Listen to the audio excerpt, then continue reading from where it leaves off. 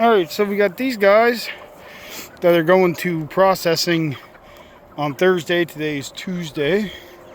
And this tractor here that's got birds in it to go on Tuesday. On Thursday. So they'll be going on Thursday. And because they go Thursday, we got another batch of meat birds today. So these are guys out of the brooder in our backup tractor. So they're going to be hanging out in here for a couple of days, and then once the ones going to processing Thursday when we get home, we'll come out, we'll put these guys over in those tractors, and then that's where they'll be until they go for processing. So we'll go over now and have a look at the new meat birds in the brooder. And here we are, bringing the meat birds in to the brooder. And Olivia's gonna take them out.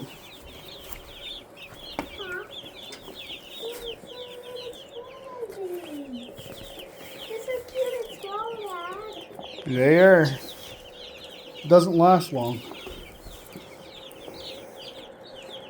Easy. It's 165, I believe, in this batch. So. Maybe you should take a bite. Just watch out, get any sawdust in their feeders, please. You got their light on, the window closed, so they'll get nice and warm in here tonight. They're sitting about 25 degrees, so it'll be nice and warm underneath the lamp for them tonight. So we're going to go ahead and unbox the rest of them, and we'll show you the end result once we have them all out.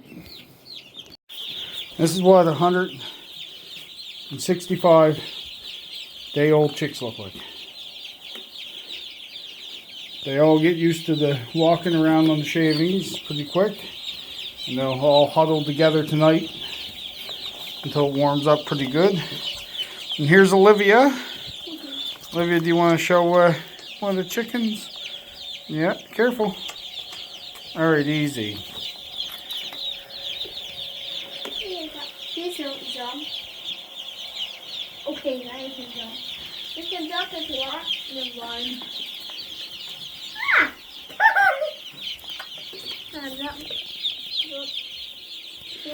So this will be our third batch of meat birds this year.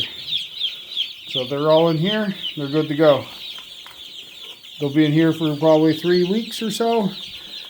And then they'll end up out on pasture just like the last batch. And then they'll end up going to the processing. Okay, so basically, I'll be over there continuing to put this together, but with the wind, the microphone is useless. It's all muffled, so maybe we'll try to overlay audio later. Essentially, we have a second round of layers. We've got 29 today to make up 2 flocks of 24 when we get another rooster. We, unfortunately, are ill-prepared, don't have the materials for a second chickshaw as we had planned. We won't get those until next week, but we didn't get June turkeys this year, so we've revamped our turkey tractor. The tarp was shot, so I'm in the process of fighting the wind to put a new tarp on that. And then we can go ahead and get our birds in until next week when we can move them into the pasture with the other layers and a new chickshaw.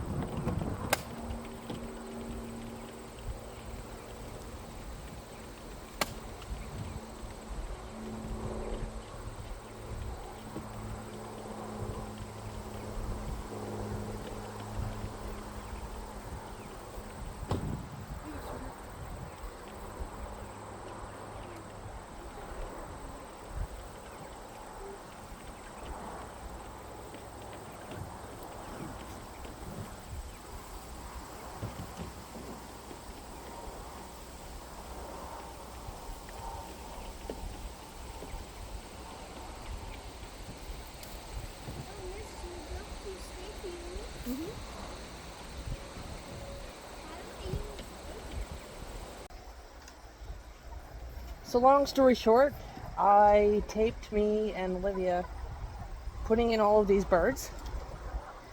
And I just went to shut the camera off, and somehow it shut itself off. So I have none of that. So, point form, the birds are now in a temporary tractor. We have the typical browns, the whites, which are the blue azures, and the black ones. Black ones are really pretty. When the light catches them, they have a green, sometimes purple hue to their feathers. They've got gray flicks. And some of these, the azures have a nice gray pattern with them.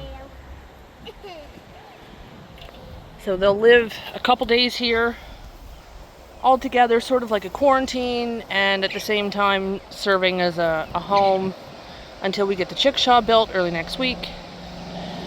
But at least now, before we merge the two flocks together, or at least put them in the same field, we can make sure that none of these birds have anything that we don't want to cross-contaminate. I don't expect them to lay yet, but some quick fix temporary boxes. I also forgot a water when I was at the feed store, so they have a bucket. We've used it. You win some, you lose some. That's right, babe. We've used that before on chickens. That they do it just fine. They're already starting to make themselves at home. So I think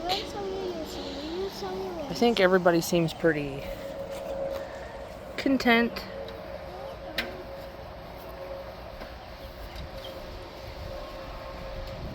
It is a really pretty flock.